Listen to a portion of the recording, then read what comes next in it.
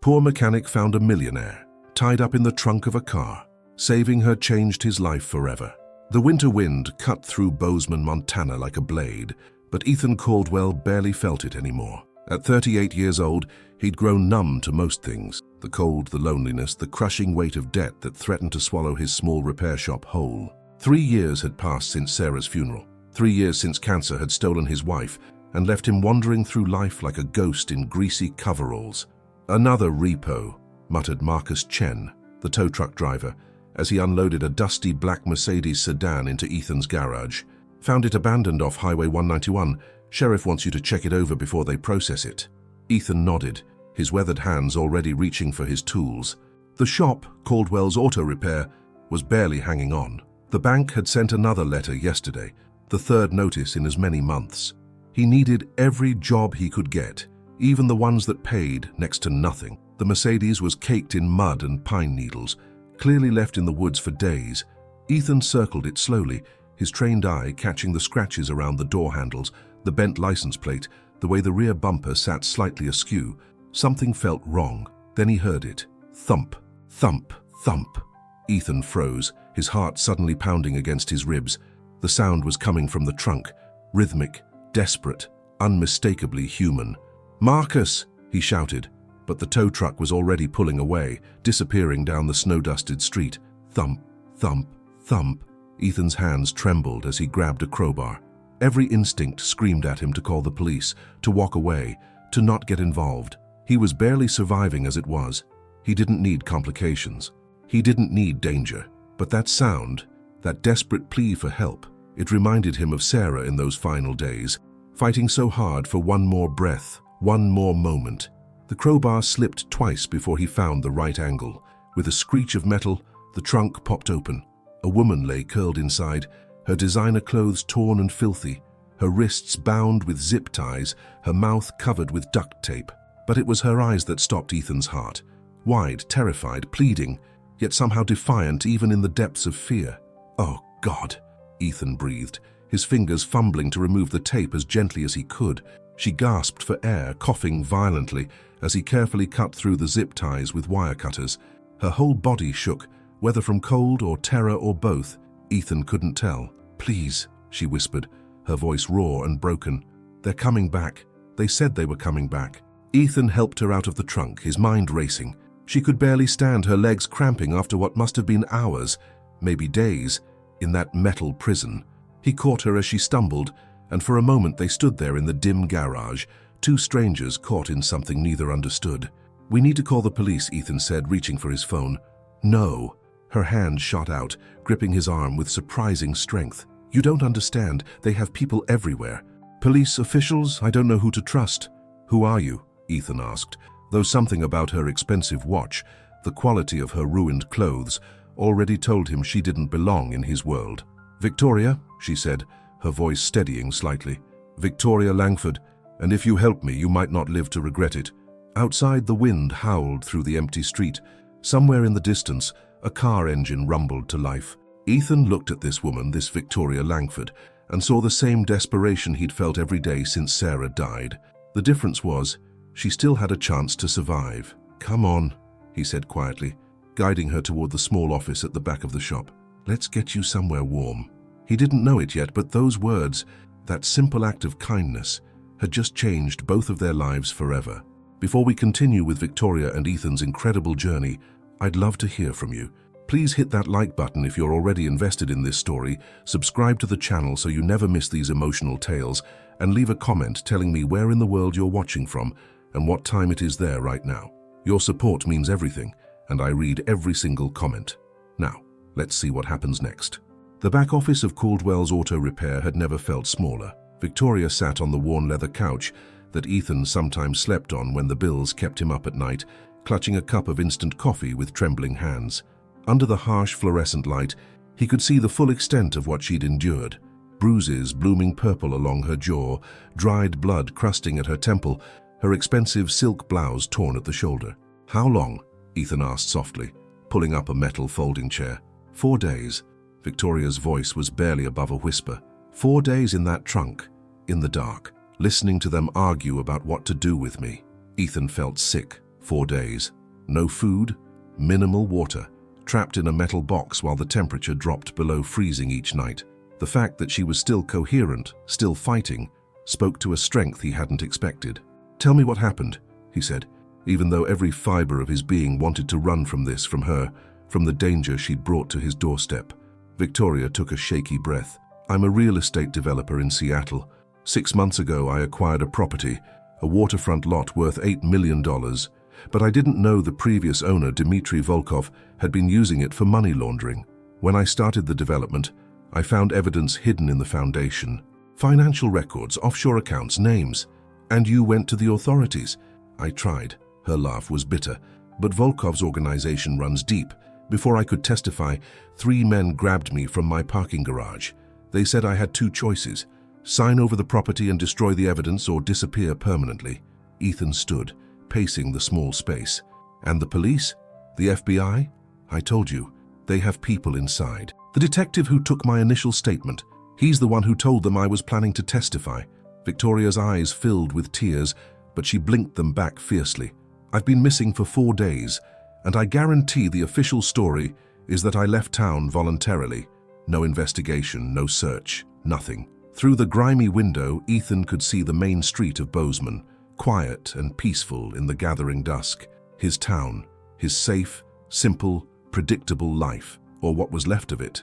"Why did they leave the car here?" he asked. "They didn't mean to. I heard them arguing last night, something about a deal gone wrong, needing to ditch the vehicle fast. One of them said they'd come back for it tonight, move it somewhere more permanent. Deal with me then." Victoria set down the coffee cup, her hands still shaking. "If you hadn't found me when you did..." She didn't finish the sentence. She didn't need to. Ethan checked his watch. Almost 6 p.m. "When did you hear them say they'd come back?" "After dark, that's all I know. Dark came early in Montana winters. They had maybe an hour, maybe less." "You need to hide," Ethan said, his mind clicking through options the way it did when diagnosing an engine problem. "The shop has a basement storage room. No windows, solid door, you can lock it from the inside." "And then what?" Victoria stood, wincing as her cramped muscles protested. "You call the police. Hand me over to whoever Volkov has on his payroll." "I don't know." The words came out harsher than Ethan intended, and he saw Victoria flinch. He took a breath, softened his voice. "I'm sorry. This isn't my world. I fix cars. I pay my bills barely. I don't know how to fight millionaire criminals." "Neither do I," Victoria said quietly. "But I know how to survive. And right now survival means trusting a stranger in a garage in Montana, because I have literally no one else." They stared at each other across the cramped office, 2 people from completely different worlds, thrown together by chance and desperation. Outside, a car pulled into the lot. Both of them froze. "The basement," Ethan hissed, grabbing Victoria's arm. "Now!" As he rushed her down the narrow stairs, his last coherent thought was that Sarah would have told him to help this woman. Consequences be damned. Sarah always believed in doing the right thing, even when it cost you everything. Maybe that's why he was still alive to make this choice. Above them, the shop door rattled. Someone was trying the lock. Ethan's heart hammered so loudly he was certain whoever stood outside could hear it. He'd just locked Victoria in the basement storage room when the knock came. 3 sharp raps that echoed through the empty garage like gunshots. "Stay quiet," he whispered through the door, then forced himself to climb the stairs with steady, unhurried steps. Just another evening, just another customer. Through the window, Ethan could see 2 men standing by the Mercedes. The taller one wore an expensive coat that looked ridiculous in a place like Caldwell's Auto Repair. The other was built like a refrigerator, his neck as thick as Ethan's thigh. Ethan opened the door, keeping his expression neutral. "Help you, gentlemen." The tall one smiled, but it never reached his eyes. "Good evening. I'm looking for a vehicle that was towed here earlier today. Black Mercedes sedan." "You're in luck," Ethan said, gesturing to the car. "Just rolled in this afternoon. Haven't had a chance to look at it yet." "Perfect." The tall man, Ethan heard the refrigerator call him Pavel, stepped into the garage without waiting for an invitation. His eyes scanned every corner, every shadow. "We'll take it off your hands. How much do I owe you for storage?" "Well, that's the thing," Ethan said carefully, every word feeling like walking a tightrope. "Sheriff Johnson dropped it off, said I couldn't release it without his authorization. Potential evidence in something." He didn't say what. Pavel's smile disappeared. "Evidence? That's what he told me." Ethan shrugged. playing the role of the simple mechanic who just wanted to close up shop and go home. Probably just abandoned property, but you know how it is. Paperwork. The refrigerator moved closer, and Ethan caught the bulge under his jacket. A gun, of course. "Here's the thing, friend," Pavel said, his accent becoming more pronounced. "That car belongs to my employer. There's been a misunderstanding. Some stolen vehicle report that got filed by mistake. We just want to collect our property and go." "I'd love to help," Ethan said, his mouth dry. "But if I release a vehicle without proper authorization, I could lose my business license, I'm sure you understand." Pavel studied him for a long moment. Ethan forced himself to meet those cold eyes, to project nothing but weary cooperation. He thought of Sarah, how she'd held his hand through every chemotherapy session, how she'd faced death with more courage than he'd ever managed in life. "Victor," Pavel finally said to the refrigerator, "check the trunk." Ethan's blood turned to ice. Victor lumbered over to the Mercedes, his massive hands finding the trunk release. The mechanism clicked and the trunk popped open, revealing exactly what Ethan had left there, nothing but some old tools and a dirty blanket. "Empty," Victor grunted. Pavel's eyes narrowed. "You looked inside?" "Standard procedure," Ethan said, praying his voice didn't shake. "Check for damage, personal belongings, anything the owner might want back. Found some tools, left them there in case you showed up." It wasn't entirely a lie. When he'd pulled Victoria out, he had moved some equipment into the trunk to make it look untouched. Pavel pulled out a phone, his fingers flying across the screen. Ethan caught a glimpse of a text message before the screen turned away. "Property secured. No complications." "You live here?" Pavel asked suddenly, gesturing to the apartment door at the back of the garage. "Above the shop, yeah." "Alone?" "Widower." The word still tasted like ash. 3 years now. Something shifted in Pavel's expression. Not sympathy exactly, but a flicker of recognition. Maybe he'd lost someone too. Maybe monsters also buried their dead. "I'll call the sheriff," Pavel said finally, pocketing his phone. "Get this sorted out properly. We'll be back tomorrow to collect the vehicle." "Sounds good," Ethan said, though relief made his knees weak. Pavel and Victor headed for the door, but Pavel paused at the threshold. "You seem like a decent man, Mr. Caldwell. A man who knows when to mind his own business." "I just fix cars," Ethan replied. "Keep it that way." The door closed. Through the window, Ethan watched them climb into a black SUV and drive away. Only when the taillights disappeared did he allow himself to breathe. He waited 10 more minutes, watching the street, before unlocking the basement door. Victoria emerged like a ghost, her face pale in the dim light. "They're gone?" "For now," Ethan said. "But they'll be back tomorrow. We need a plan." "We?" Victoria's voice cracked. "You could have turned me over. You could have saved yourself." Ethan thought of Sarah again. Her final words in the hospital. "Promise me you'll keep living, not just surviving." "Yeah," he said quietly. "We." The apartment above Caldwell's auto repair hadn't been cleaned in weeks. Ethan saw it through Victoria's eyes. The dishes piled in the sink, the laundry draped over chairs, the layer of dust on every surface. This was the home of a man who'd stopped caring about anything beyond basic survival. "I'm sorry," he muttered, clearing space on the worn couch. "I don't usually have company." "Please don't apologize," Victoria said, lowering herself carefully onto the cushions. "You've saved my life. I'm not exactly in a position to judge your housekeeping." Ethan made more coffee, his hands finally steady now that the adrenaline was wearing off. Through the kitchen window, he could see the garage below, the black Mercedes sitting there like a ticking bomb.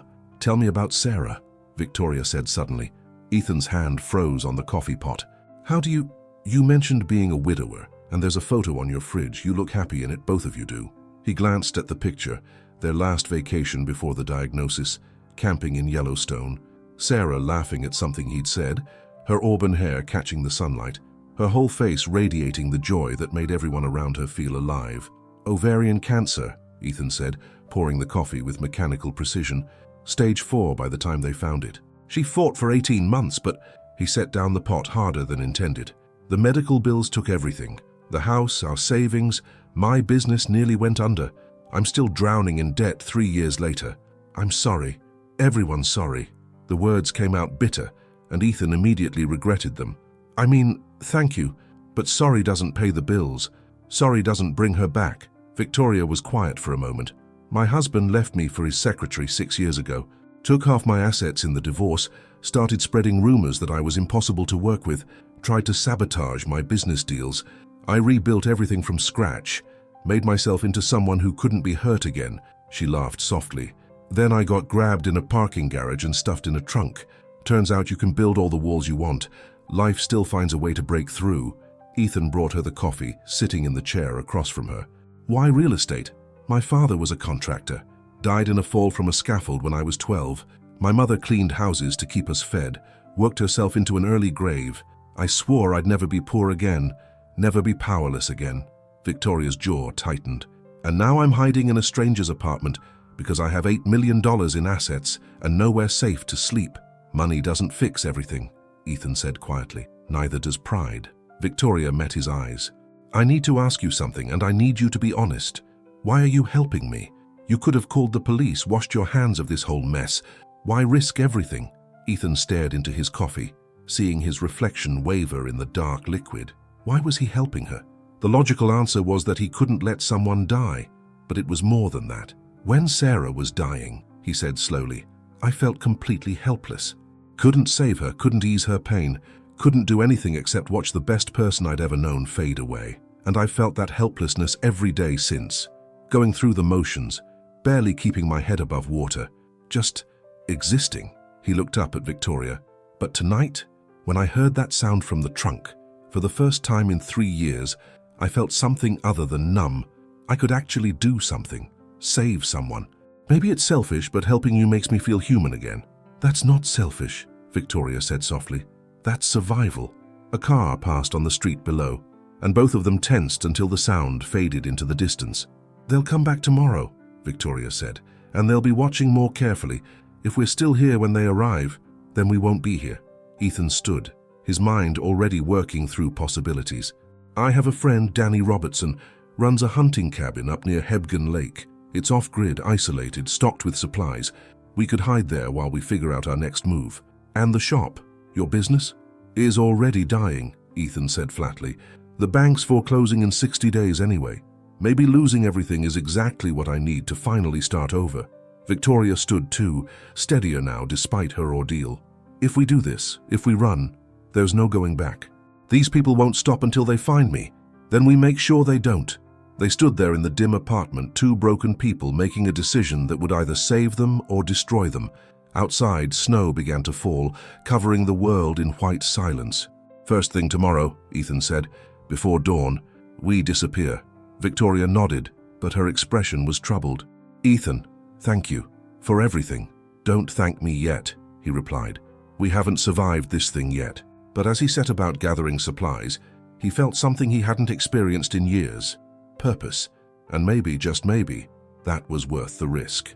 At 4 in the morning, Bozeman slept under a blanket of fresh snow. Ethan moved through his garage like a ghost, loading supplies into his ancient Ford pickup. Water bottles, canned food, blankets.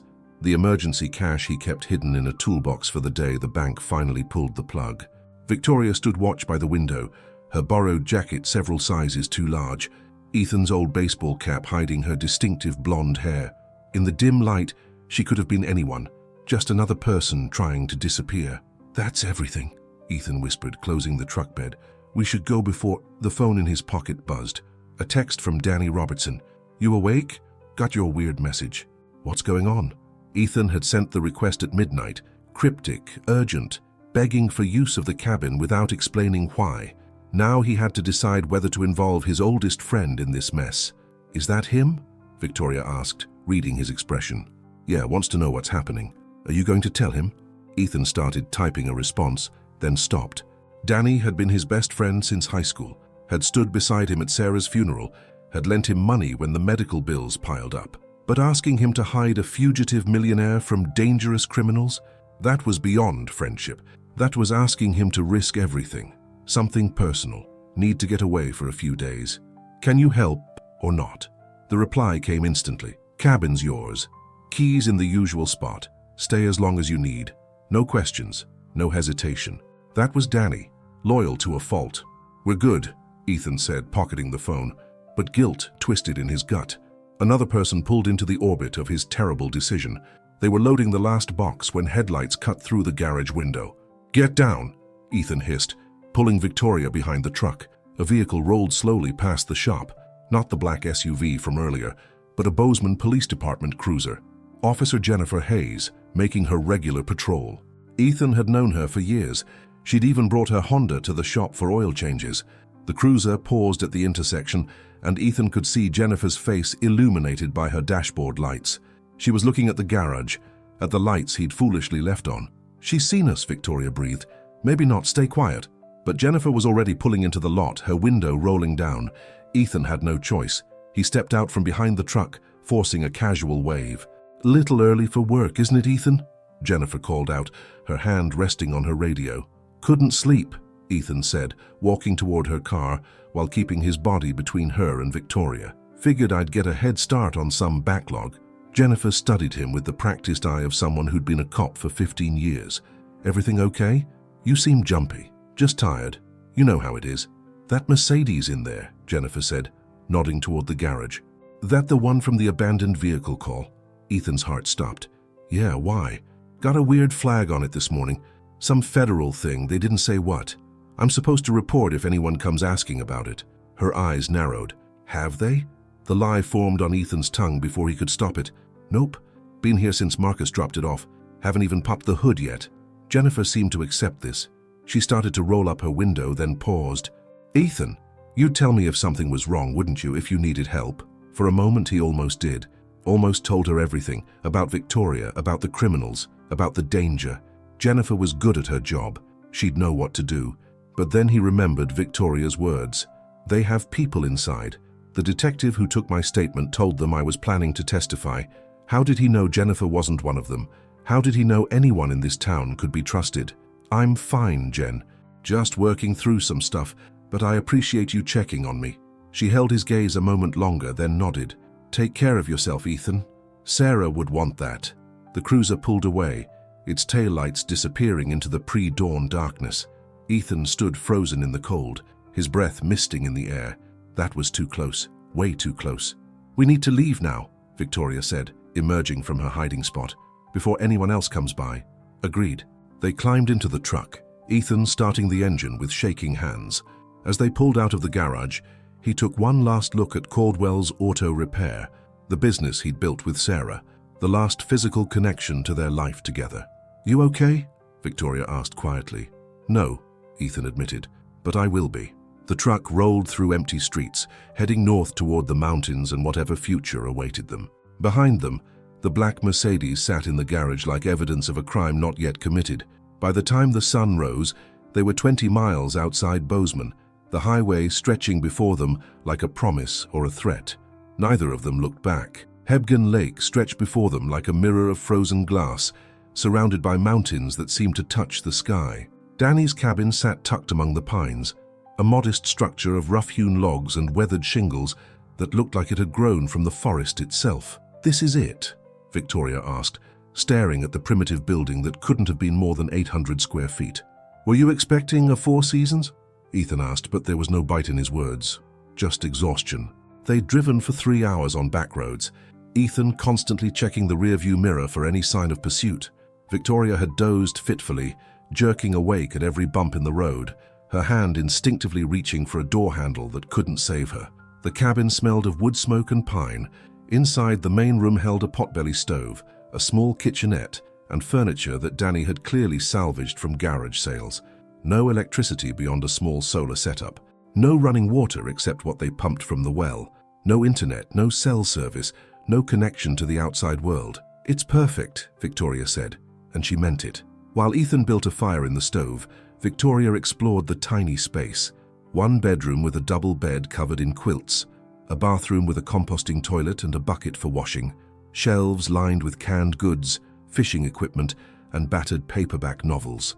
"Danny likes to hunt," Ethan explained, coaxing the fire to life. "Comes up here every fall with his sons, sometimes stays for weeks.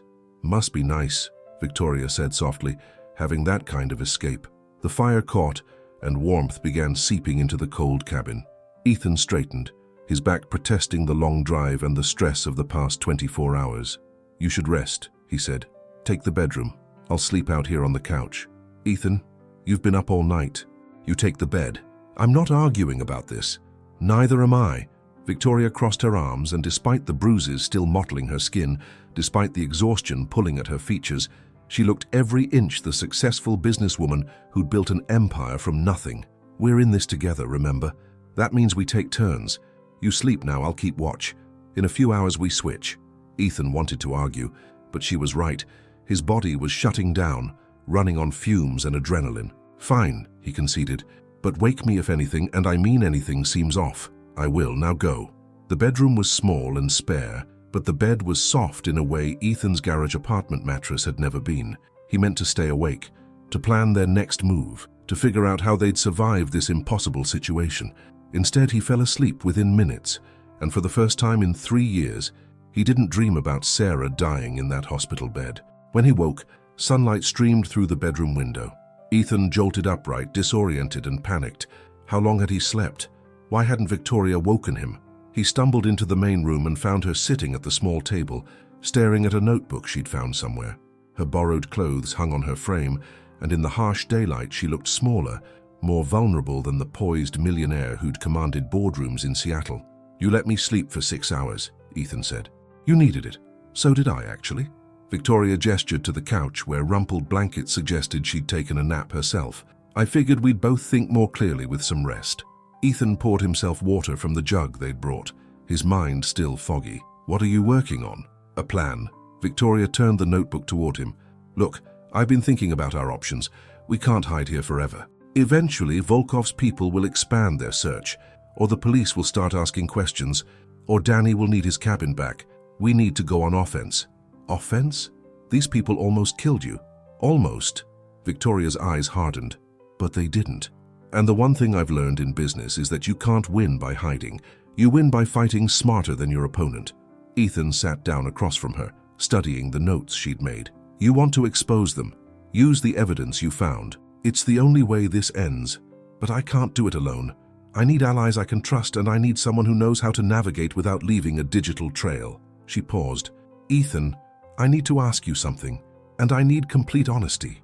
Are you willing to see this through? Because if we do this, we're declaring war on people who make their living destroying anyone who gets in their way." He thought about his garage, about the bank notices, about the empty life he'd been living. He thought about Sarah, about her conviction that every person had the power to choose kindness over convenience, courage over comfort. "I'm in," he said, "whatever it takes." Victoria's shoulders sagged with relief. "Thank you." "Don't thank me yet. I still don't know what I'm doing." "Neither do I," she admitted, "but we'll figure it out together." Outside, wind whispered through the pines. Somewhere in the distance, a raven called. They were safe for now, hidden in the wilderness, two broken people trying to find a way forward, but safety was temporary. Eventually, they'd have to face the storm. Over the next 3 days, the cabin became their war room. Victoria had managed to memorize key details from the evidence she'd found: account numbers, names, transaction dates. Ethan had brought his laptop, ancient but functional, powered by Danny's solar panels. "Dmitry Volkov," Victoria said, writing the name at the top of a fresh page. 62 years old, Russian immigrant, made his fortune in commercial real estate in the 90s. On the surface, completely legitimate. But the documents I found showed shell companies moving money through his properties. 5 million here, 8 million there. Always just under the reporting threshold. Ethan studied the notes, his mechanic's brain finding patterns in the chaos. "These properties are all in Seattle. Most of them. But there's a pattern. They're all in neighborhoods about to undergo major development. He buys low, launders money through renovations that never really happen, then sells high when the area gentrifies. And the waterfront property you bought was supposed to be his next big score. 20 million in dirty money running through it over 5 years. Victoria's jaw tightened. "I ruined that when I started asking questions about the contractor invoices that didn't match the actual work being done. They worked late into the night, surviving on canned soup and strong coffee, their breath misting in the cold cabin air. The potbelly stove kept the worst of the cold at bay, but Victoria still shivered in her borrowed sweater. "Here," Ethan said, draping one of Danny's hunting jackets over her shoulders. It swallowed her whole, but she pulled it tight with a grateful smile. "Thank you. I'm not used to roughing it like this. Could have fooled me. You've handled the past few days better than most people would." Victoria laughed, but there was no humor in it. "You know what's funny? A week ago, my biggest problem was a zoning dispute with the Seattle City Council. I was stressed about permits and contractor bids and profit margins. And now," She gestured at the cabin, at their makeshift command center, at the desperate situation they'd found themselves in. Now I'd give anything to worry about permits again.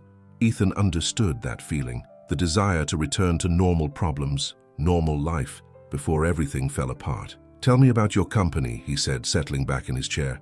"What's it called?" "Langford Development. Started it 8 years ago with money from the divorce settlement and a loan I couldn't really afford. First project was a small apartment renovation in Tacoma. Made $30,000 profit. Invested it all in the next property, then the next. Built it up piece by piece." "Sounds familiar," Ethan said. "I opened Caldwell's Auto Repair 12 years ago with a small business loan and a lot of optimism.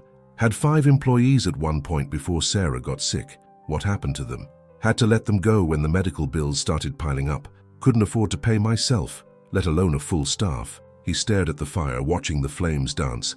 "I kept telling myself I'd rebuild once I got back on my feet, but I never did. Just kept surviving day after day, barely keeping the lights on." Victoria was quiet for a moment. "You know, we're not that different.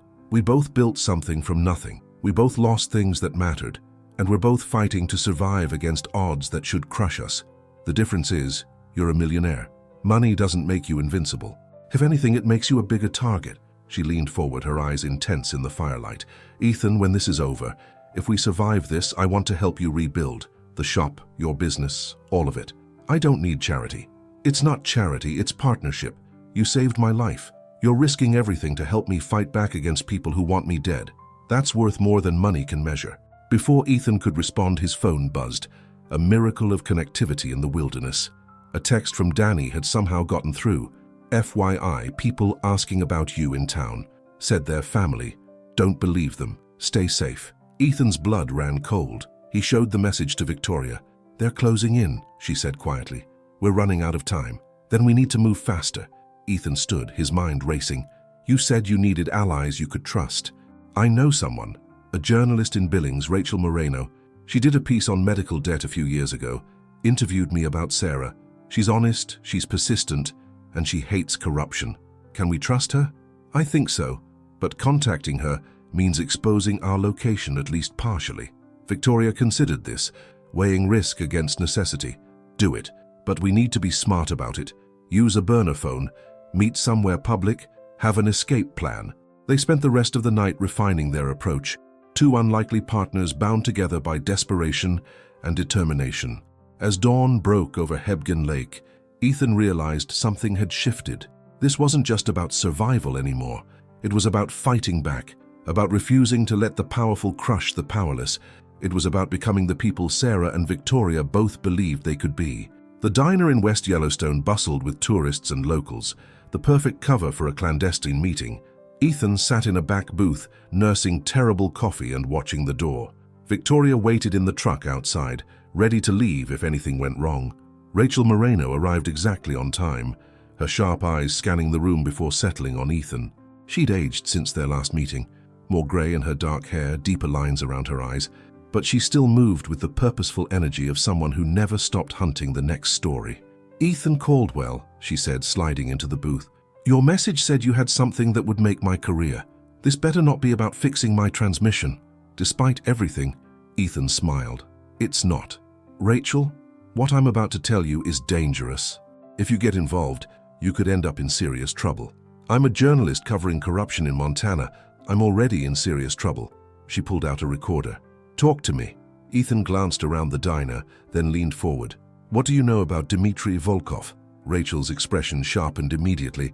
"Seattle real estate developer. I've heard rumors about him for years. Money laundering, connections to organized crime, but nothing I could ever prove. Every time I got close to a source, they'd disappear or suddenly stop returning my calls." She set down the recorder. "What do you have?" "A witness. Someone who found evidence of his operation. Someone he tried to kill to keep quiet." "Who?" "Before I tell you that, I need your word that you'll protect your source, no matter what pressure you face, no matter who asks." Rachel studied him for a long moment. "You're serious. Deadly serious. Then you have my word. Now, who is this witness?" Ethan pulled out his phone, sent a text to Victoria. "Come in, she's good." 2 minutes later, Victoria walked into the diner, and Rachel's eyes went wide. "Victoria Langford," the journalist breathed. "You've been missing for over a week. The official story is you left town on an extended business trip. The official story is a lie, Victoria said, sitting down beside Ethan. I was kidnapped, held in a car trunk for 4 days, and would be dead right now if Ethan hadn't found me. For the next hour, Victoria laid out everything, the evidence she'd discovered, the kidnapping, the corrupt detective, Volkov's extensive network. Rachel listened without interrupting, her recorder capturing every word, her journalist's instincts picking apart the story for holes. You have proof of all this? Rachel finally asked. I memorized the key documents before they took me, Victoria said. Account numbers, transaction dates, shell company names. Enough to start an investigation. Start an investigation? This is enough to bring down a criminal empire. Rachel's hand shook slightly as she reached for her coffee. But you're right about the danger. If Volkov has people inside law enforcement, going public could get you killed before anyone can protect you. That's where you come in, Ethan said. We need this story to break everywhere at once. Local news, national networks, online platforms, so many eyes on it that Volkov can't make it disappear. And you need it to happen fast, Rachel added, understanding. Before they find you, before they find us, Victoria corrected. Ethan's in this as deep as I am now. They'll come after him too. Rachel looked between them, seeing something that made her expression soften. How you two have been hiding together? In a cabin north of here, Ethan confirmed. But someone's already asking questions in Bozeman.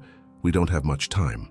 I need to verify the evidence, Rachel said, already typing notes on her phone. Cross-reference the account numbers, confirm the shell companies, build a case that's bulletproof. Give me 72 hours. We don't have 72 hours, Victoria said. Then we make them count. Rachel stood, pocketing her recorder. I'll put out feelers carefully, start building the story. But you two need to stay hidden. Don't contact anyone, don't use credit cards. Don't go anywhere you might be recognized. We've been managing so far, Ethan said. Keep managing, because if Volkov's people find you before this story breaks... Rachel didn't finish the sentence. She didn't need to. They left the diner separately, Victoria and Ethan waiting 10 minutes before heading to the truck. As they drove back toward the cabin, Victoria's phone buzzed. Another miracle of sporadic service. A text from an unknown number. We know you're alive. We know you're talking. Stop now and we'll let you disappear. Keep going and everyone you care about dies. Victoria showed the message to Ethan, her hand trembling. They're bluffing, Ethan said, but he didn't sound convinced. Are they? What if they go after Rachel? What if they go after Danny? What if helping me gets good people killed? Then we finish this before they get the chance. Ethan's jaw tightened. We're too far in to back out now. Victoria stared at the threatening message, then deleted it. You're right. We see this through, whatever it takes. But as they drove back into the mountains, both of them knew the endgame was approaching, and endgames always came with a cost. The attack came at dawn on the third day. Ethan heard it first. The sound of vehicles approaching on the logging road that wasn't supposed to carry any traffic. He bolted upright on the couch, instantly awake, his heart already racing. Victoria! He shouted. Get up! They're here!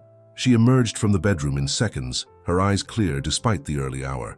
3 days of living on edge had trained them both to wake ready for fight or flight. Through the window, Ethan counted 3 SUVs rolling up the hill. Pavel would be in one of them. How had they found the cabin? Danny would never have talked. Unless, they must have tracked my phone, Victoria said, reading his thoughts. Or yours. Something we missed. Doesn't matter now. Ethan grabbed his keys, his mind racing through options. The truck was parked behind the cabin, hidden from the approaching vehicles. If they moved fast, they might reach it before... The first SUV skidded to a stop in front of the cabin, blocking the main road. Back door, Ethan hissed. Now.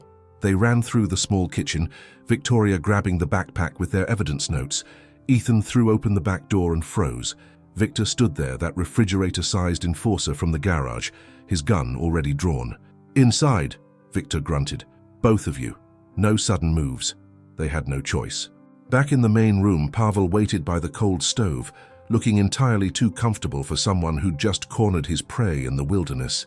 Mr. Caldwell, Pavel said pleasantly. And the lovely Ms. Langford. You've led us on quite the chase. How did you find us? Victoria demanded. Your mechanic friend here made a purchase at a gas station 2 days ago. Security camera footage, facial recognition. A little patience. Pavel smiled. Technology makes everyone traceable, Ms. Langford. You should know that. What do you want? Ethan asked, positioning himself slightly in front of Victoria. Originally, just the evidence and Ms. Langford's silence, but you've complicated things, involving that journalist, spreading information that should have stayed buried. Pavel's smile disappeared. Now I'm afraid we need a more permanent solution. You mean you're going to kill us? Victoria said flatly. I prefer to think of it as solving a problem. 2 people tragically died in a cabin fire. Very sad, but these things happen in the wilderness. Ethan's hand inched toward the fire poker leaning against the wall. If he could create a distraction, give Victoria a chance to run. Don't, Pavel warned, and Victor's gun shifted to point directly at Ethan's chest. They stood frozen in that terrible tableau, predator and prey, the morning light streaming through the windows like a mockery of hope. Then Ethan's phone buzzed. Everyone froze. Pavel nodded, and Victor grabbed the phone from Ethan's pocket. The screen showed a news alert. Breaking. Seattle developer Dmitry Volkov under federal investigation for money laundering. Pavel's face went white. He pulled out his own phone, scrolling frantically. No, this can't.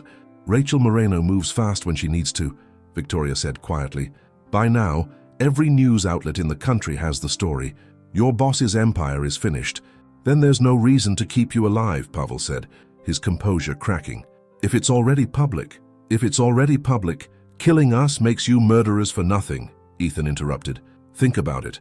Right now, you're facing money laundering charges, maybe conspiracy, but if we die, that's 2 counts of murder. The FBI will tear apart every aspect of this case. Is that what Volkov pays you for? Pavel's hand moved toward his own weapon.